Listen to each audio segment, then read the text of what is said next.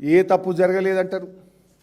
ఏ తప్పు జరగకపోతే ఎందుకంత భయపడుతున్నారు? ఇవాళ ఇవి 2 లెటర్లు. మైనింగ్ డిపార్ట్మెంటు ఇది ఇల్లీగల్ క్రషర్, ఈ క్రషర్ను మూసివేయండి, ఈ క్రషర్ మీద చర్యలు తీసుకోండి అని మైనింగ్ డిపార్ట్మెంట్ పొల్యూషన్ కంట్రోల్ బోర్డుకు 8 నెలల కింద ఉత్తరం రాసింది. 8 నెలల నుంచి గడ్డి విక్తుండ్రా, గాడిద పనులు తోముతుండ్రా, మేమే బయటకు పెట్టినా అంటున్నావు కదా రేవంత్ రెడ్డి. 8 నెలల కింద ఈ ఇల్లీగల్ క్రషర్ రాఘవ క్రషర్ మీద చర్య తీసుకోమని మైనింగ్ డిపార్ట్మెంట్ పొల్యూషన్ కంట్రోల్ బోర్డుకు రాస్తే నిద్రపోతుందా పొల్యూషన్ కంట్రోల్ బోర్డు? మంత్రి గారు దాన్ని భయపడుతుందా, నిద్రపోతుందా? అదే మా పటాన్ చెరువు ఎమ్మెల్యే మైపాల్ రెడ్డి గారి తమ్ముడిని రాత్రికి రాత్రి అరెస్ట్ చేసి 1 నెల రోజులు జైల్లో పెడతారు. మంత్రి గారు క్రషర్ అయితే అటు పోవడానికి భయపడతారా? ఇది కాదా?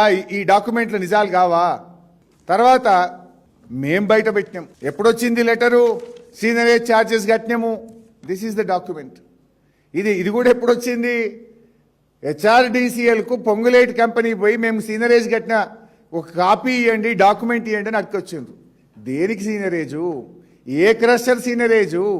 ఈ క్రషర్ నుంచి కోత్వాల్ కూడా క్రషర్ నుంచి పోయినట్టు 0 పర్మిట్లు ఉన్నాయా?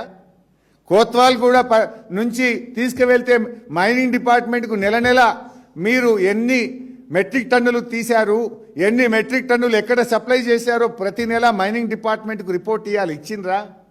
ఏదీ లేదు. ఇది క్రషరే ఇల్లీగలే. మైనింగ్ డిపార్ట్మెంట్ యొక్క పరిధిలో లేకుండా ఏ మైనింగ్ పరిమితి లేదు, ఇండస్ట్రీస్ అనుమతి లేదు, పొల్యూషన్ కంట్రోల్ బోర్డు అనుమతి లేదు, ఏ అనుమతి లేదు.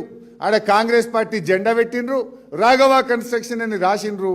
నేనే రాజు, నేనే మంత్రి, నన్నెవడు అడిగేటోడు అనే విధంగా ఇష్టారీతిగా 100 కోట్ల రూపాయలు మీరు కొల్లగొట్టారు.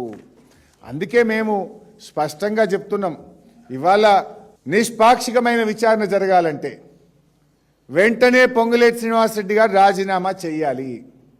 లేదంటే ఆయనను వెంటనే బర్తరఫ్ చేస్తేనే నిష్పాక్షికమైన విచారణ జరగడానికి అవకాశం ఉంటుంది. అదర్వైజ్ సిబిసిఐడి అనేది రేవంత్ రెడ్డి జేబు సంస్థ, అది ప్రభుత్వానికి జేబు సంస్థ.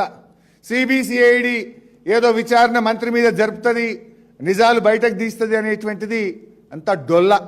చరిత్రలో ఎక్కడ కూడా అటువంటి ఉదంతం లేదు. నిజాయితీగా జరగాలంటే, అన్ని విషయాలు బయటకు రావాలంటే సిట్టింగ్ జడ్జి చేత విచారణ జరపండి, మంత్రి గారిని బర్తరఫ్ చేయండి, హౌస్ కమిటీ వేయడానికి ముందుకు రావాలని బీఆర్ఎస్ పార్టీ పక్షాన్ని డిమాండ్ చేస్తున్నాం.